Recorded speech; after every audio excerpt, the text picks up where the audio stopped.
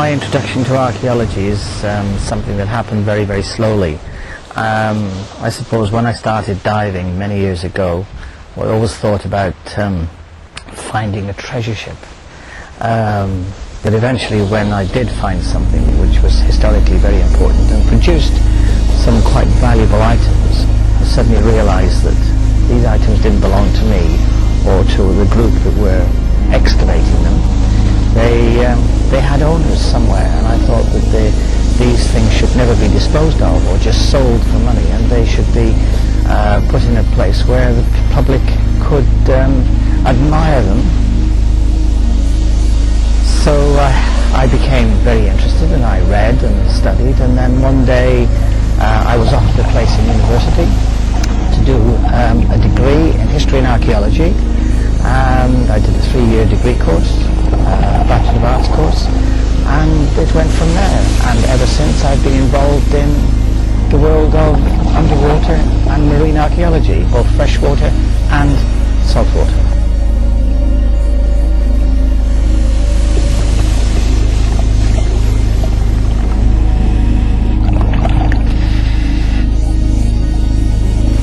Of course, once you get into the work ethic of marine archaeology, it has to be organized. It has to be approached professionally.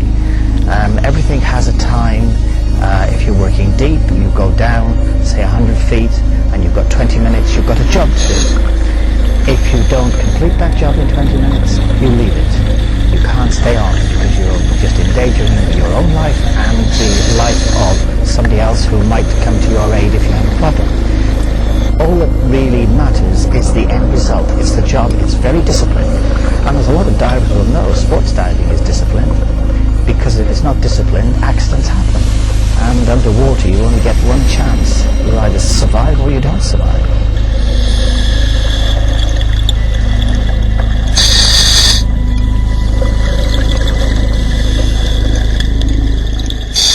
If anybody is interested in getting into underwater archaeology, of course, it's all time reading, study. The best way, of course, to do it is to go on courses which are run by educational institutions and eventually go into university. Unfortunately, only one university has ever established an undergraduate degree in marine archaeology, but unfortunately, due to within internal politics, that only lasted about 4 years. You can do second degrees in underwater archaeology, and you can go from there, but it does not always lead to a full-time occupation.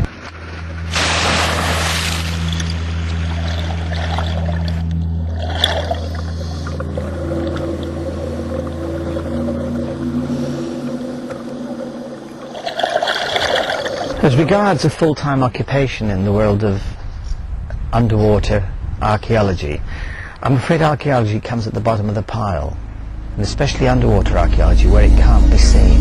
The public love to watch it on film, television, but of course they are not able to walk through it such as you are on the land side. Consequently, there are very few full-time paid jobs, let alone relatively well-paid jobs in underwater archaeology.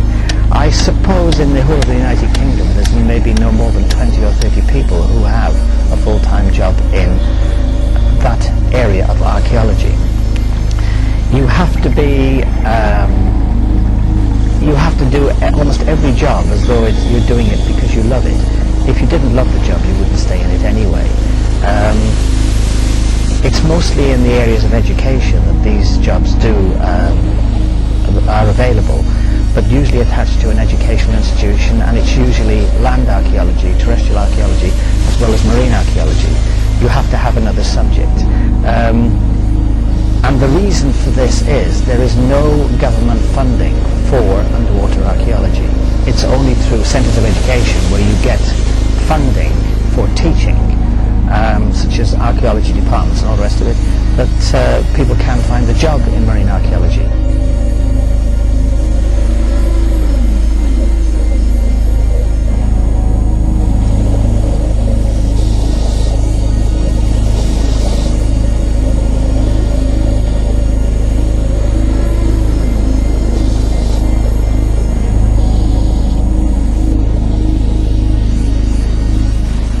if you get into this world of underwater archaeology and history, it takes over your life. It becomes consuming, almost to the point of maybe being boring.